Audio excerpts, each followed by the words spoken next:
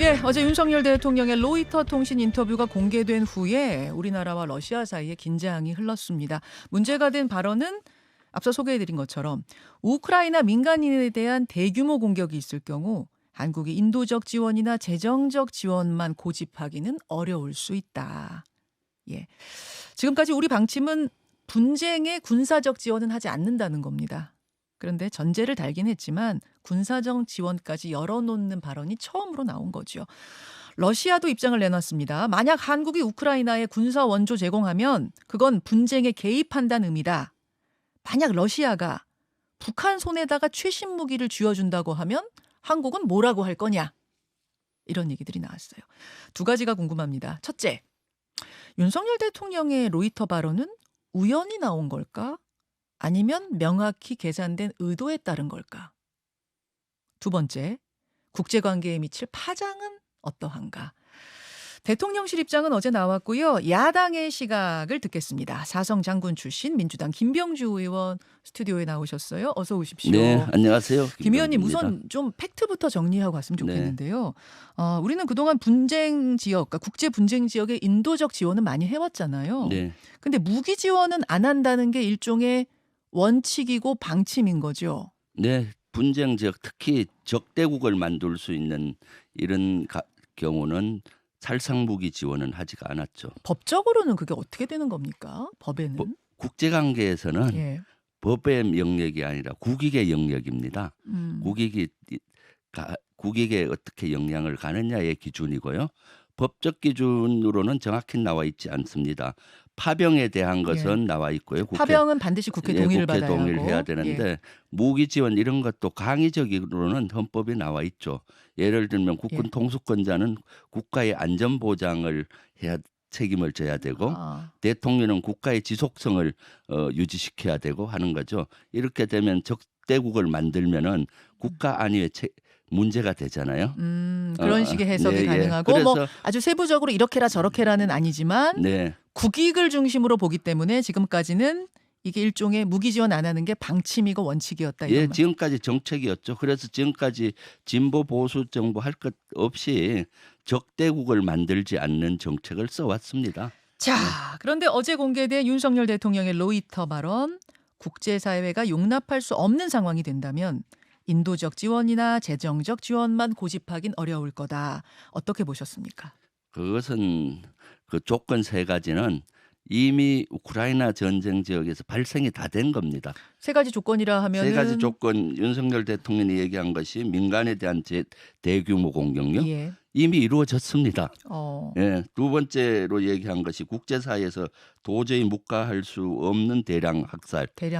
대량 학살이 자행된 걸로 계속 뉴스에 나오잖아요. 그다음 세 번째 전쟁법을 중대하게 위반한 사항. 거기에서는 러시아군이 전쟁법을 많이 위반한 사례들이 나오고 있습니다. 그래서 이 조건으로 한다면은 지금 당장도 살상 무기를 지원할 수 있게 되는 겁니다. 그래서 저는 이것이 너무나 어이없어요. 도대체 우크라이나 전쟁을 대통령실은 모니터링을 하고 있는지를 모르겠어요. 어제 대통령실이 전제 조건을 단 거다라는 걸 굉장히 강조하는 입장을 냈는데 그 전제 조건에 지금 다 해당된다 그런 말씀이신 거예요? 전제 조건이 이미 다 그 주시로 일어나고 있습니다. 발생하고 있죠. 그렇게 되는 거. 그러면 대통령의 어제 공개된 발언, 내 배경을 뭐라고 해서 즉 대통령이 이제 평소 생각하고 있다 그냥 이렇게 인터뷰하는 과정에서 우연히 튀어나온 것이냐, 아니면 이런 이야기, 이런 메시지를 전해야겠다고 치밀한 어떤 의도에 의해서 계산에 의해 나온 것이냐, 어떻게 보세요? 치밀한 계산에 의해서 나왔다고 보여집니다. 어떤 이유로? 아마 밀실에서는 이미 한미 간에 이런 협의가 됐을 걸로 저는 추정합니다. 왜냐하면 미국과 나토, 폴란드를 포함한 나토들은 끊임없이 우크라이나에 우리의 살상 무기 지원을 요구해왔던 게 사실입니다. 그리고 폴란드에서는 우크라이나에서는 지금 가장 부족한 게 포탄이 문제입니다. 그걸 포탄의 재고량이 가장 많은 나라는 미국 다음으로 우리 대한민국입니다. 재고가 많은 게. 그 비축량이 많은 나라가 그래서 그걸 끊임없이 요구를 해 왔던 것이고 그렇지만은 우리는 우회 지원 방식으로 예. 뭐 33만 발을 폴란드를 줘서 어떻게 하겠다 이렇게 해왔잖아요. 수출을 하는 방식. 수출보다도 폴란드에 빌려주는 방식입니다. 빌려주고. 왜냐하면 수출은 네. 방산업체에서 만든 것을 수출이라고 갑자기 그 많은 양을 못하니까 우리 군이 갖고 있는 전투 예비량을 보내는 거죠. 빌려주는 팔 방식. 수가 없잖아요. 어제 뭐 SBS 단독 네. 보도에 의하면 수출 물량도 지금 한 3천억 원어치가 있는 것으로 확인이 됐다. 뭐 이런 이야기가 나오긴 합니다만. 그거는 이제 한 3년치가 될 겁니다. 예. 그런데 3년치 계약을 해서 3년 동안 보낼 수 없으면은 우리가 갖고 있는 전투 예비량을 먼저 보내고 예. 이렇게 하는 방법이죠. 여하튼 지금까지는 다 우회 지원이었지 직접 무기 지원한다는 이야기는 없었어요. 네네. 없었는데 예. 그럼 이것은 지금 의도된 메시지 전달이었다고 보시는 건? 당연하죠. 왜냐하면은 미국이 계속 압박을 넣었었고 예. 얼마 전에 폴란드 총리가 또 미국에 얘기를 했잖아요. 예. 우리 우크라이나의 탄약이 부족한데 이걸 해결할 수 있는 나라는 대한민국의 재고량을 네. 쓰는 거다. 근데 대한민국은 중국하고 러시아 눈치를 보고 있으니 미국이 좀 러시아나 이런 데로부터 안전 보장을 하고 한국을 설득시켜 달라라고 폴란드 요청도 총리가 하고. 얘기한 적이 예. 있잖아요. 예. 그런 것들이 조 바이든 대통령한테 압박이 됐을 거고 바이든 대통령 입장에서도 이게 절실합니다. 사실은 그래서 계속 요구를 했고 한미 정상회담을 앞두고 이걸 먼저 선제적으로 풀어주는 방향으로 가고 있지 않나 하는 큰 우려를 하고 있습니다. 그러면 로이터 통신을 통해서 국민들에게 또 세계의 메시지를 띄우고 네. 이것을 한미 정상회담 의제로까지 뭐 올리거나 이럴 것이라고 보시는 거예요? 이 다음 수순? 이것은 한미 정상회담 의제는 당연히 들어갈 겁니다. 한미 간에 협의하면은 북한 문제, 그다음 미국은 늘 우크라이나 문제를 얘기를 합니다. 그렇지만 이후에 뭐 공동 성명에는 빠질 확률이 있죠. 국제적인 파장이 크니까. 정상회담 의제에는 반드시 들어갈 거라고 보세요? 뭐 조 바이든은 요구할 거니까. 당연히 요구할 겁니다. 우크라이나에 대한 이런 지원 문제를. 그러면 네. 김태우 차장이 얼마 전에 미국 다녀왔죠. 네. 뭐 한미 정상회담 관련해서 의논하러 다녀왔는데 혹시 그 선에서 그럼 뭔가 협의가 있었을 거라고 보세요? 네, 저는 당연히 있었다고 봅니다. 왜냐하면 지금 미국에서 유출됐던 비밀 속에 예. 33만 발을 지원한다는 얘기도 있었고, 그 비밀 문건, CIA 유출 문건에 유출 문건에 33만 발 155mm 포탄 지원한다 했었고, 예. 그때 김성한 안보실장과 이문희 외교 비서관도 그런 대화를 했었고, 또 지금 그것이 사실로 확인되고 있지 않습니까? 유출을 사실로 미국이 뭐 유출자까지 잡았죠. 네, 그리고 33만 발이 유럽으로 지금 가고 있는 것이 거의 확인이 되고 있잖아요. 그럼 거기에 대한 사용에 대해서 당연히 미국은 얘기를 하겠죠. 알겠습니다. 네. 그렇게 지금 흐름을 보고 계시는 거군요. 네.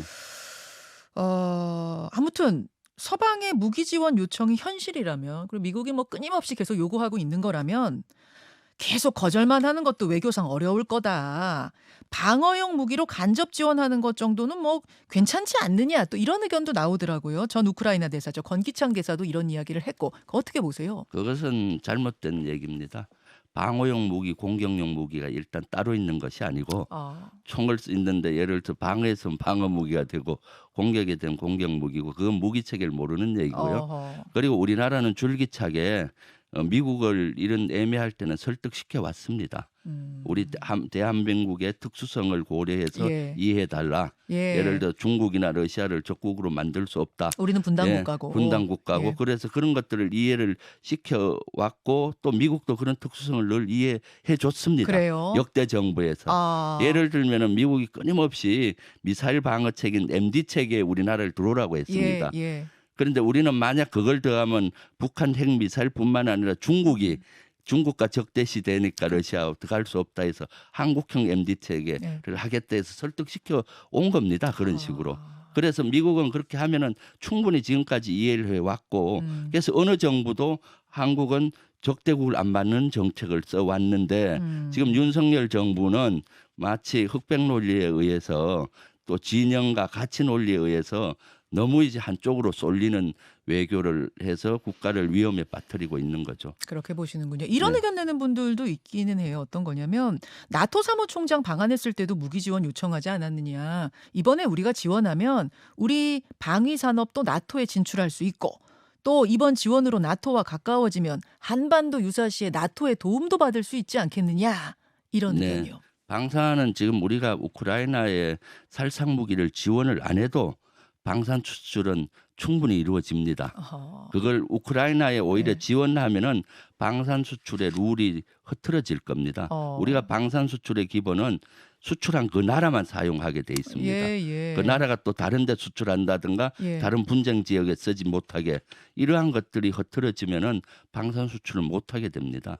흐트러지면 네, 그게 예. 원칙이에요. 네. 수출하면 그 수출국에서만 쓰게 그렇죠. 돼 통상 있죠. 그 수출국에만 쓰는데 그 수출국이 다른 나라로 수출한다든가 다른 분쟁 지역에 가지고 갔으면은 그때는 우리 정부 승인 받아야 되잖아요. 그렇죠. 승인 받고 다른 지역으로 또 갈 그렇죠. 거면 그래서 그런 것들이 흐트러질 수가 수가 있다. 있는 것이죠.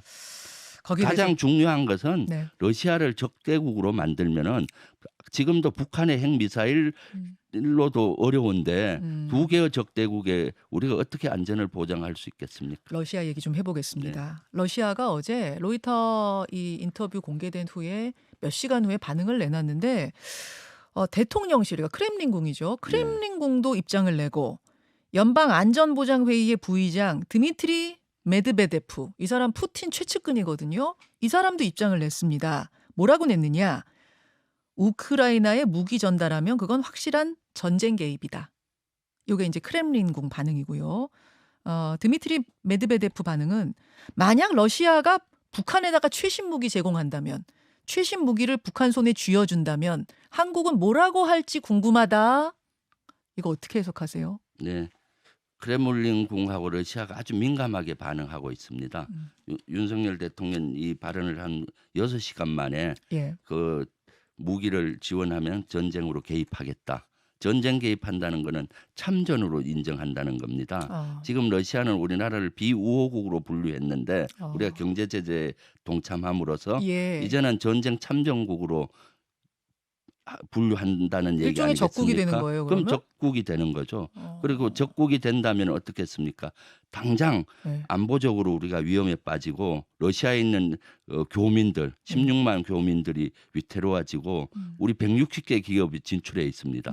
당장 그 제재라든가 받게 되는 거고 또 하나는 북한에 대한 이런 무기 지원이라든가 신무기 지원이라든가 그런 것들 할 수가 있는 거고 앞으로 북한의 핵미사일을 해결하는 데 있어서 유엔 안보리 이사국인 러시아의 도움 없이는 점점 북한을 고립해서 탈출시켜주는 꼴이 되잖아요. 그래서 점점 이거는 우리 안보를 어려움으로 몰아넣는 겁니다. 지금 속보가 하나 들어왔는데 러시아 외무부도 입장을 냈답니다. 러시아 외무부도 입장을 냈는데 어떠한 한국의 우크라이나 무기 제공 행위든 그건 반러 적대 행위로 간주한다. 이렇게 냈고요.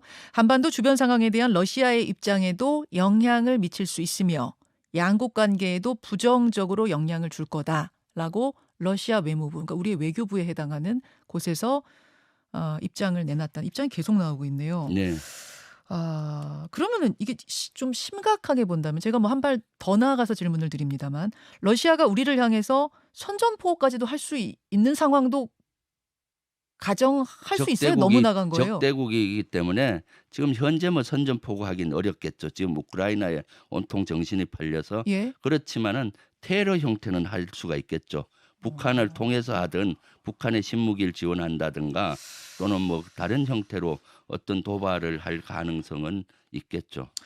그 대통령실에서는 러시아의 이런 공식 입장, 러시아의 반응에 대해서 가정적 상황에 대해서 코멘트하지 않겠다. 그래서 이제 노 코멘트 입장이고 다만 인터뷰를 좀 잘 읽어볼 것을 권한다. 뭐 이런 입장문 냈어요. 이 대통령실의 반응은 어떻게 생각하십니까? 옹졸한 반응이죠. 사실 이미 그것은 제가 수없이 읽어봐도 이것은 그 우크라이나의 군사 무기를 지원할 가능성을 열어놓은 거지 않습니까? 대통령의 로이터 발언? 네, 로이터 발언은 전제 조건이 있다 해도 살상 무기의 지원 가능성을 열어놨기 때문에 이것은 우리 대한민국 우리 국민의 입장에서도 이거는 엄청나게 큰 안보의 위해 사건입니다. 그런데 하물며 러시아 편을 들고 싶지는 않지만은 그 러시아는 만약 우리 무기가 우크라이나에 탄약이 간다면은 엄청난 우려가 될 겁니다. 지금 우크라이나에서 가장 필요한 거는 탄약입니다. 근데 그 탄약을 갖고 있는 나라가 유럽에 많지 않아요. 알겠습니다. 예.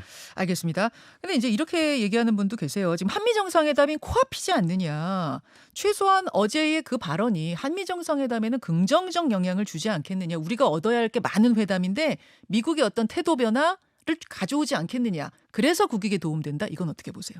실제 한미 정상회담 가서 이렇게 우리 야당이 여기에 반대하고 예. 국민이 러시아의 무기 지원을 반대하는 이런 여론이 있다. 이걸 지렛대로 써야 되겠죠. 그래서 우크라이나에 살상 무기는 줄 수 없다. 예. 현재 우크라이나에 비살상 무기 있잖아요. 예. 인도적 지원한 전투복이나 예, 뭐 이런 예. 건 지속 줄지만은 무기는 안 된다라고 못을 바꿔 와야 되겠죠. 사실 미국도 민주주의 국가이기 때문에 우리 국내 여론은 이렇다. 지렛대로 쓸 수가 있게 되는 겁니다.